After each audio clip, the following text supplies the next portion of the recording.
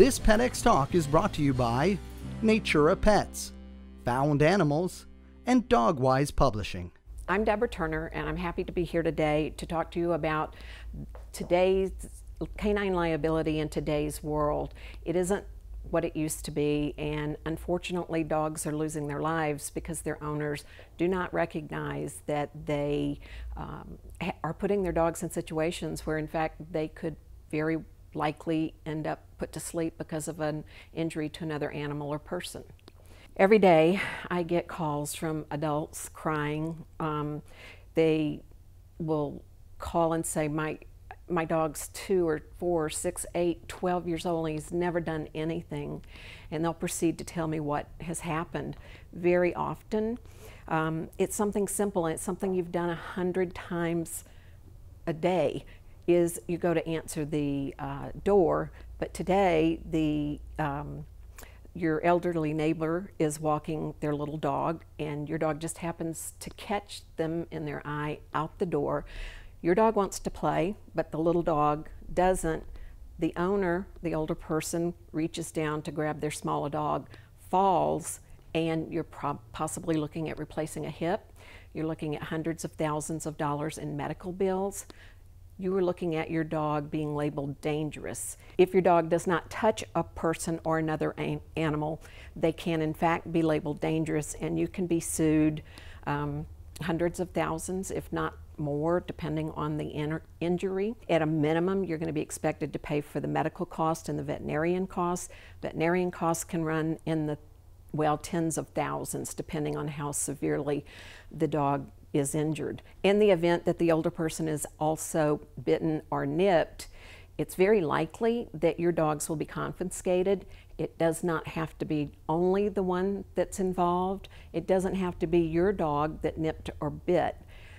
Anymore, dogs have no defense, and people can literally walk up to them, kick them, and when your dog acts to preserve its life and or yours, you're looking at a huge lawsuit. And yes, you may have homeowners, you may have renter's insurance, but what you're missing is that the defense costs to take care of this, and the cost will ultimately lead to those policies being canceled. If many areas, if you have a dangerous dog, they require 50, 100,000. Some require the city, towns to be named as additional insured. There's a very limited market to purchase those policies any longer, and the homeowners insurance companies are slowly but surely eliminating dogs by breed. I was recently informed that the Chihuahua has now made the dangerous dog list, and an insurance company will no longer insure you if you have a Chihuahua, which sounds ridiculous, but the bottom line is that the 3 most aggressive breeds are Dachshunds, Chihuahuas, and Jack Russells. If you have a small 4-pound dog, as I do, she accidentally sliced my husband's finger very, very badly. It was not her intent. They just reached for her food bowl at the same instant, and her eye tooth caught his hand. Had he have been diabetic, that can possibly evolve into an infection, a wound that will not heal, and again, you're looking at major, major medical cost.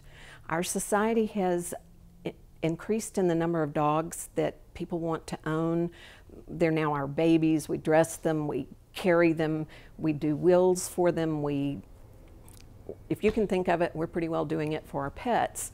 And when they get in trouble, when they are accused, and your dog does not have to touch a person to be accused. I'm aware of one instance where a young boy knew that the dog lived on the property, proceeded to go towards the dog. When the dog approached the fence line, it was an electric fence, the dog began barking at the boy, who suddenly realized maybe this wasn't the best idea, turned and ran, tripped, broke his ankle. The dog owner's insurance company wrote a check for $160,000, $70,000. Boom.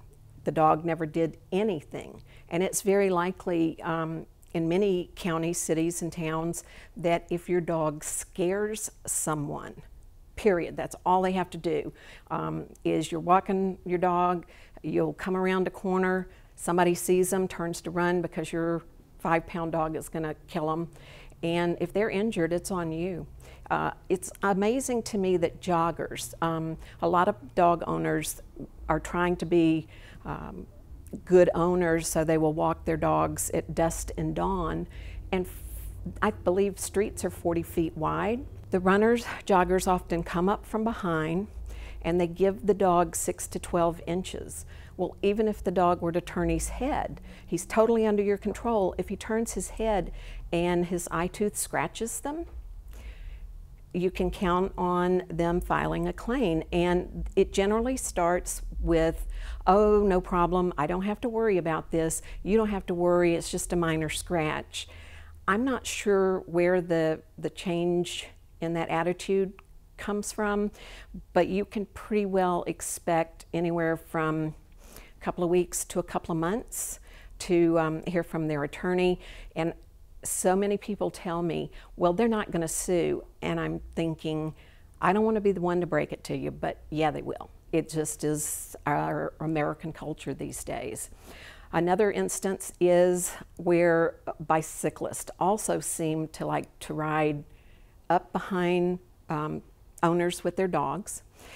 If your dog, say, happens to flinch, but somehow knocks that bicycle over, doesn't bite, doesn't scratch, just reacts because of the incident that's happened and they're not aware of it, and the bicyclist is riding a multi-thousand-dollar bike and then is injured, again, it's on you. And if it sounds like we're in very dangerous times owning a dog, it is unlike anything I could have ever imagined in my life.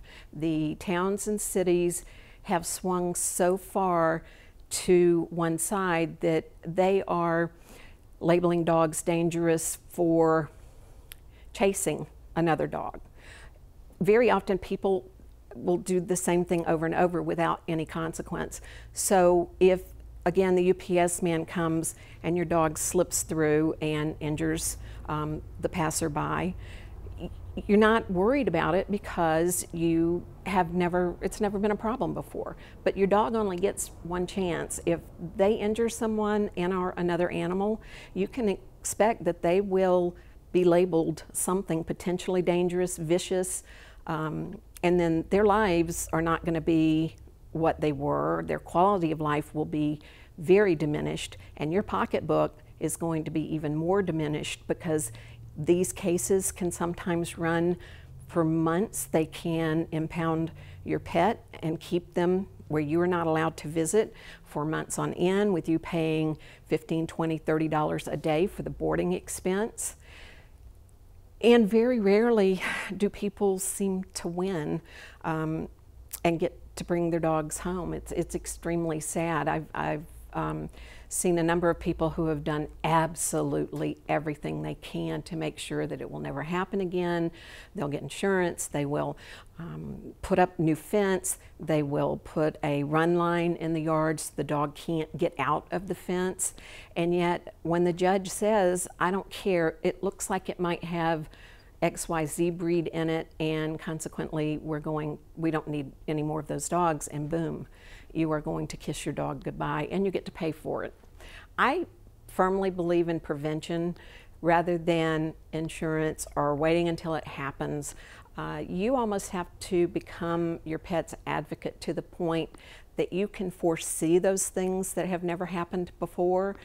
I have 4 little dogs under 10 pounds apiece. They are gated from both the front door and the back door. If you have a crate, if you have a back room that you can secure your dog when people come to the door, it's amazing what delivery people will do sometimes. They have never done before. They'll reach over to grab the door.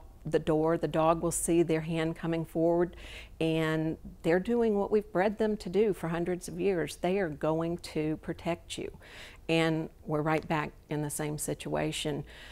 Workmen, they can be there for 6 months, and for some reason that day, they will come in a little unexpected, or maybe it's a weather issue any number of things, and your dog will just jump up to say hello, knock them over, scratch them. This is not just about dog bites. In fact, the fastest growing number of claims for this type of liability is anything but the bites. Again, you knock them down, the other pet's injured. People are suing for pain and suffering when their dogs die, and that's all where it gets into court as to what those payments are going to be to those people. You may want to actually crate and or secure your dogs in another room. If you have young children and they are likely to open the door, I would go so far as to suggest that you put some small locking device high enough that they cannot reach it, because again, if they open that door and the worst happens, then it's still the same problem. People are just amazed once their dog has a rap sheet as to how this all happened and how do I stop it from happening again. Unfortunately, in our society, the victims have very little, they are not accused of anything. If they say your dog bit them, and frankly, bites, scratches, nips, trips, just about anything is being labeled as a bite. So now you have a dog that you loved for 8 years, never had any behavior. Your child opens the door, slips past the person on the doorstep who falls, and we're right back into a lawsuit situation. I'm always amused to know the number of neighbors who think it's okay to, shall we say, imbibe in alcohol and then walk into their neighbors' homes, get on their hands and knees, grab the dog by both sides of the faces, and go to kiss it on the nose. And when the dog reacts in any way, all of a sudden, your dog is vicious. I can literally walk up to your dog and kick them, and there is nothing that you can do in terms of defense. Most states are strict liability, meaning there's nothing you can do to protect yourself. There's an interesting group that is coming up. Many people will hire the local attorney or their business attorney or their real estate attorney, but those attorneys typically do not know how the codes and the system works with regard to dogs, and they very rarely seem to win these cases. There are attorneys now that are actually specializing in defending your dog. It's not going to be inexpensive, but it's all about quality of life. Just a few of the things that you're likely to have to do if your dog is labeled would be to erect a 6-sided kennel in your backyard. It'll have to go down usually 2 to 3 feet of concrete.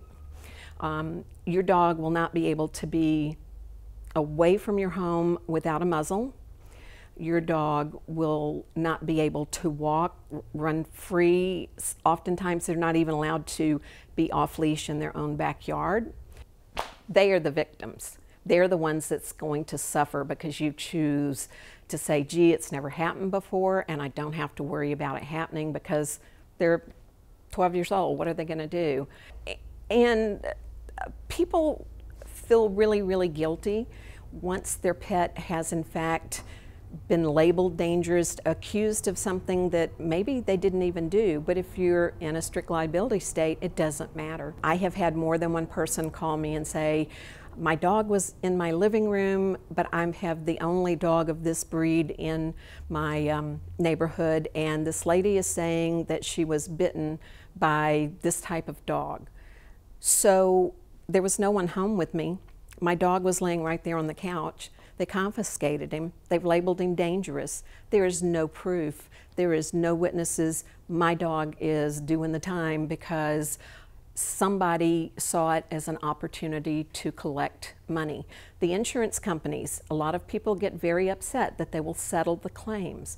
But if you think about going to court, and here you have the 3 insurance lawyers for the company in their suits, and the child or the injured party will come in and they'll have that bandage around their head and their leg tied up and they're on a crutch. And people feel like insurance companies' money has no value. So where a claim that could have been settled for maybe $7,500 will go $750,000. And what if your homeowners limits or your renters limits is $300,000? That's a very frightening proposition to me. So I am not trying to scare you. I want you to adopt dogs. I want you to love them and enjoy them, but I also want you to be aware that you're their caretaker and it's on you to prevent them from being put into a situation where they might, in fact, without any intent or aggression, injure another person or animal.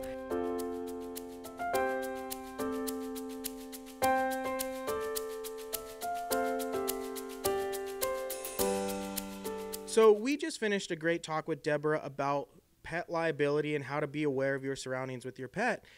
But I have a few questions that makes me a little nervous being a pet owner now. How can I prevent or be more visual for owning a pet? Well, you just have to give up the idea that it's never happened before, because just because it hasn't happened in the past does not mean it won't happen now. As a dog ages, and they age differently than we do, he may be in some kind of pain you're not aware of, and all of a sudden the neighbor's child grabs him by the ear and you've got a bite situation. I really prefer prevention to insurance. There is a policy available these days to cover the canine liability. However, if you will put a lock on your gate, if you will make sure there's no easy way for your dog to get out, or frankly even someone else's dog to get in, because again, if another dog enters your yard and your dog kills it, your dog can still be held liable. You can still be held liable. And it's not fair, but it's the way it is. It varies by state. Every state has their own unique laws. This is probably not going to happen, but I would suggest that you get the local ordinance and laws regarding animals in your area, and know sometimes they will attempt to confiscate your animals, and once they're out of your hands, getting them back is the problem. You may or may not ever see them again. So you really want, knowledge is power. You want to be preventive, and you don't want to say, gee, the insurance companies have lots of money and it's covered under my homeowners, so what the heck, because it's not worth it.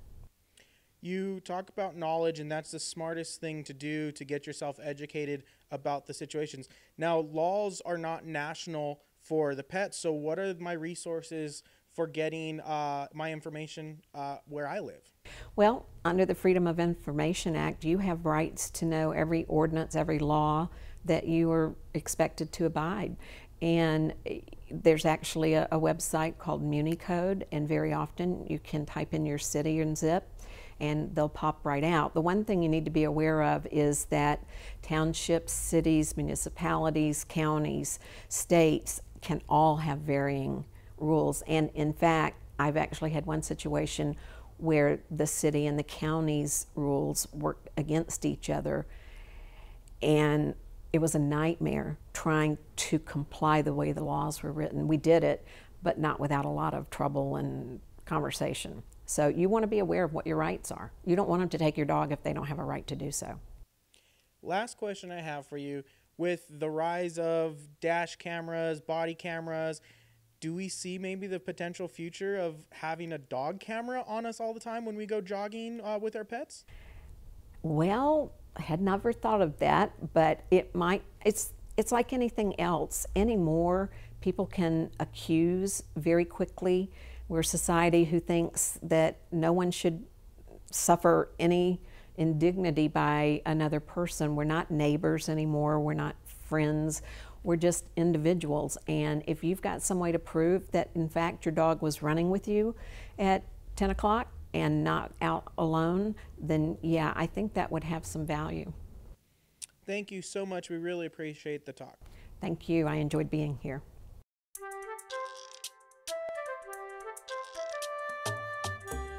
Funding for PetX Talks is provided by Natura Pets. Natura Pets can help you optimize your pet's health with premium organic supplements from the Amazon and Andes Mountains. Visit naturapets.com. Dogwise Publishing. All things dog. For all of your expert dog book needs, visit dogwise.com. Found Animals. Working towards big ideas that advance the safety and happiness of animals in our homes, our shelters, and everywhere in between. Visit foundanimals.org. This has been a Pet World Media Group production.